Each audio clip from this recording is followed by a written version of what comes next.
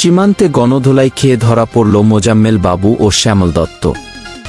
ভারতে পালানোর সময় সাংবাদিক মোজাম্মেল বাবু শ্যামল দত্তসহ আটক 4।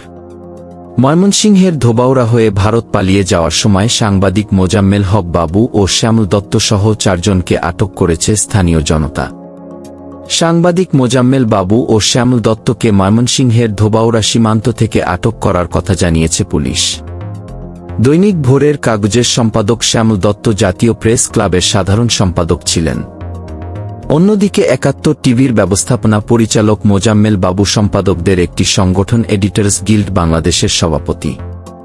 ধোবাউড়া থানার ওসি মোহাম্মদ চান মিয়া বলছেন, সোমবার ভোর ৬টার দিকে দক্ষিণ মাইজপাড়া ও পোড়াকান্দুলিয়া সীমান্তের মাঝামাঝি এলাকায় একটি প্রাইভেট কার সহ 4 জনকে আটক করে এলাকাবাসী। পরে পুলিশ গিয়ে তাদের থানা হেফাজতে নেয়। আটক বাকি 2 জন হলেন ৭১ টেলিভিশনের সিনিয়র রিপোর্টার মাহবুবুর রহমান এবং প্রাইভেট কারের চালক সেলিম। ওসি চান মিয়া বলেন, তারা সীমান্ত হয়ে অবৈধভাবে ভারতে পালানোর চেষ্টা করছিলেন। তাদের বিষয়ে আইনগত ব্যবস্থা নেওয়া হচ্ছে।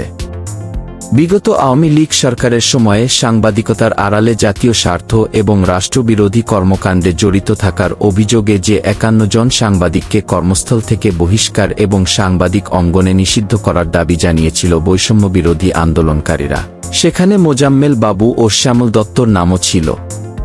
ছাত্রদের আন্দোলন যখন তুঙ্গে, তখন একটি বিবৃতি দিয়েছিল মোজাম্মেল বাবুর নেতৃত্বাধীন এডিটর্স গিল্ড। শ্যামল দত্ত ওই সংগঠনের একজন সদস্য।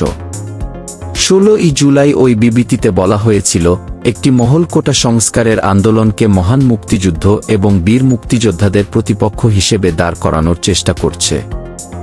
এ ধরনের বিভাজন থেকে বিরত থাকতে সব পক্ষের প্রতি আহ্বান জানাচ্ছে এডিটর্স গিল্ড। আন্দোলনের মধ্যে রাজধানীর মিরপুরে ফজলু হত্যার ঘটনায় ভাসানটেক থানায় দায়ের করা এক মামলায় শ্যামল দত্ত আসামি। আর যাত্রাবাড়িতে শিক্ষার্থী নাইম হাওলাদার হত্যা মামলার আসামির তালিকায় রয়েছে মোজাম্মেল বাবুর নাম। ৫ অগাস্ট শেখ হাসিনার সরকার পতনের পর দিন ব্রাহ্মণবাড়িয়ার আখাউড়া হয়ে সপরিবারে ভারতে যাওয়ার সময় শ্যামল দত্তকে আটকে দিয়েছিল ইমিগ্রেশন পুলিশ। তবে এরপর থেকে তাকে প্রকাশ্যে দেখা যায়নি।